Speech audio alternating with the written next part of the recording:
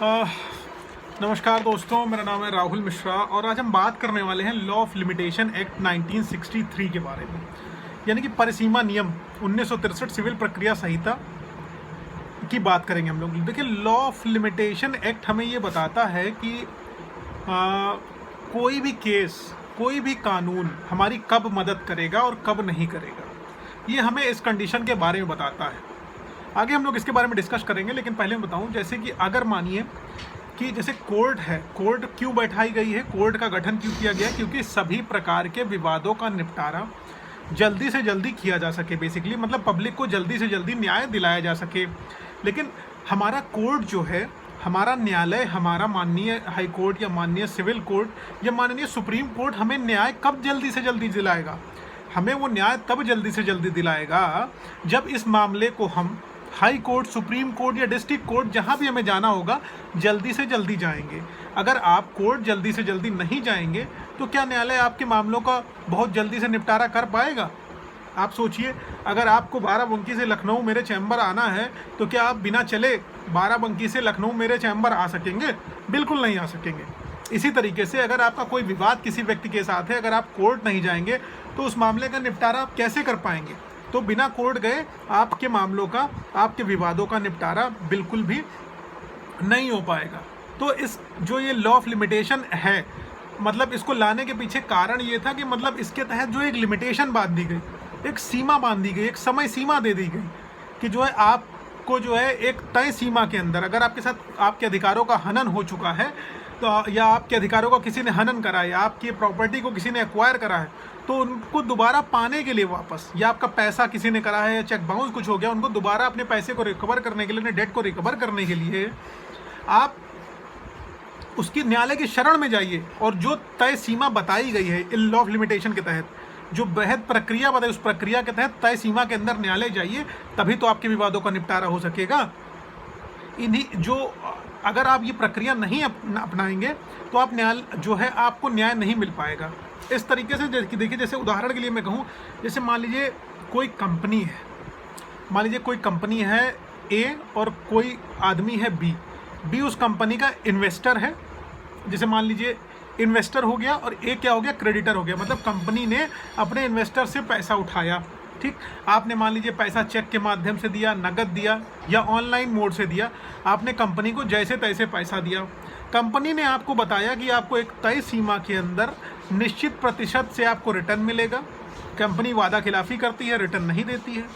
दूसरी चीज़, और इसके विपरीत क्या होता है कि आपका जो मूलधन है, आपने जो मूल पैसा दे रखा है, वो भी कंपनी के पास सुरक्षित नहीं है, कंपनी भागने की कोशिश करती है। उस कंडीशन में क्या करते हैं आप लोग, कंपनी से कहते हैं कि भैया हमको कोई सिक्योरिटी और सेफ्टी तो चाहिए, ताकि कम से कम अगर आप मेरा पैसा ना दो, कल को न्यायालय में जाकर मैं केस तो कर सकूं आपके ऊपर, ताकि न्यायालय से तो मैं रिकवरी ले सकूं। तो कंपनी क्या करती है, उस कंडीशन में आपको मान लीजिए चेक दे दी या बॉन्ड दे दी या जो है कोई लेटर इशू कर दिया, तो वो आपके पास वो पक्के सबूत हो गए। चलिए, ये बात आपके समझ में आ गई होगी, ये बहुत छोटा सा था, ठीक है। लेकिन मान लीजिए एक तय तारीख कंपनी ने डाल दी चेक की, मान लीजिए आपने कंपनी 2018 में ज्वाइन करी और कंपनी ने कहा कि आप निवेशकों, मैं आपका पैसा 2020 में चुका दूंगा। तो 2020 की कंपनी ने आपको चेक दे दी या बॉन्ड्स इशू कर दिए, ठीक। अब 2020 में अब आप जाते हो, ठीक, चेक लगाते हो, चेक बाउंस हो जाती है। चलिए, अगर आपकी चेक पास हो गई तो वेल एंड गुड, आप कंपनी अच्छी, उसने वादा खिलाफी नहीं करी, आपको पेमेंट मिल गया। या चेक उसने नकली दे दी होती है, ठीक है, या चेक बाउंस हो जाती है, तो उस कंडीशन में आप क्या करेंगे? उस कंडीशन में आप बैठे रहेंगे ऐसे हल्ती पलती मार के कि भैया हमारे जो अधिकारों का हनन हो गया है, हमको पैसा नहीं मिल रहा है, कंपनी ने हमारे साथ धोखा किया है। आप क्या करेंगे?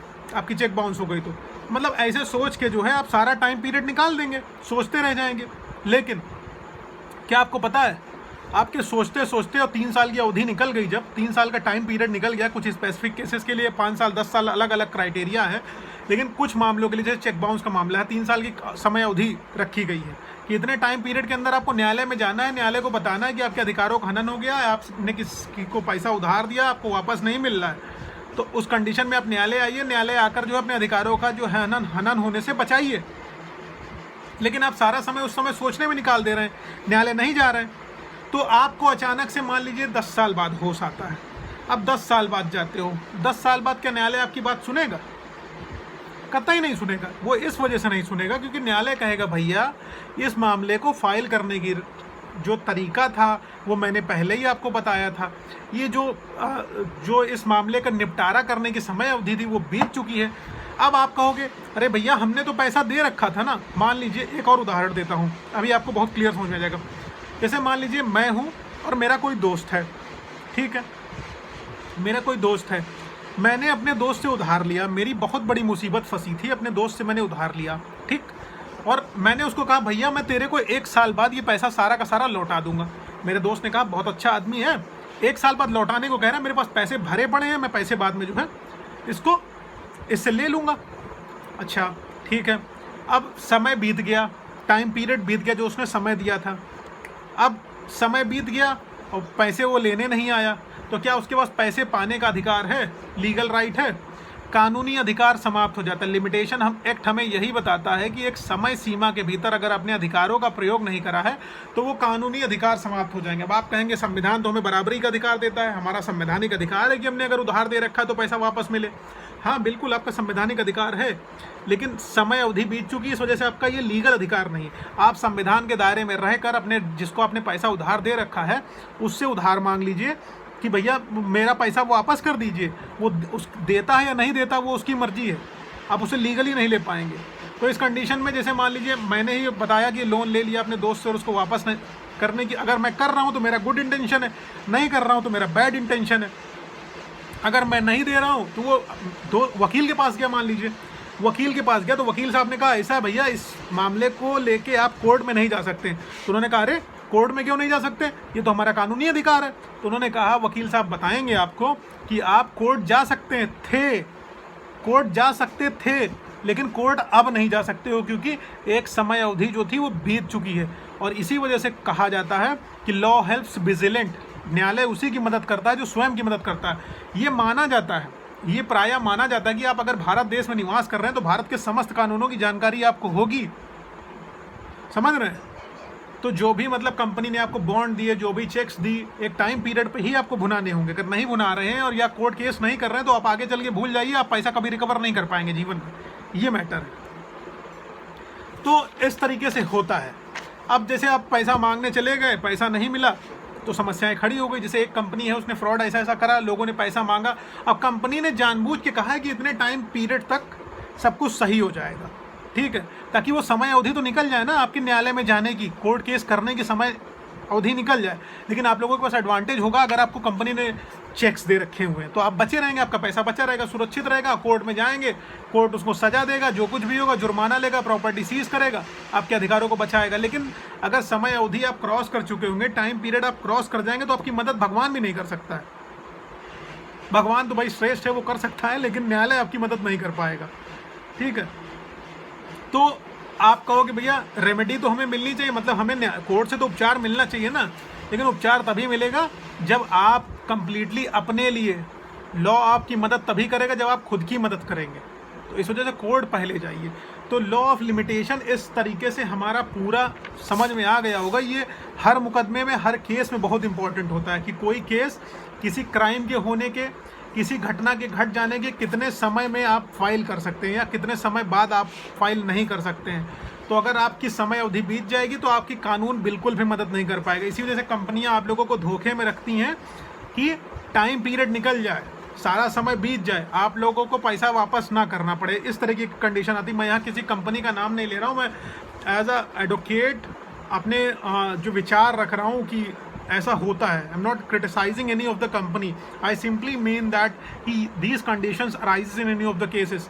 इसी वजह से आपकी एफआईआर देर तक नहीं लिखी जाती है, उस पर दरोगा विवेचना नहीं करेगा या ऐसी चीज़ें निकाल देगा कि सारा टाइम पीरियड आपका निकलता चला जाए, पुलिस इंक्वायरी ही नहीं करेगी।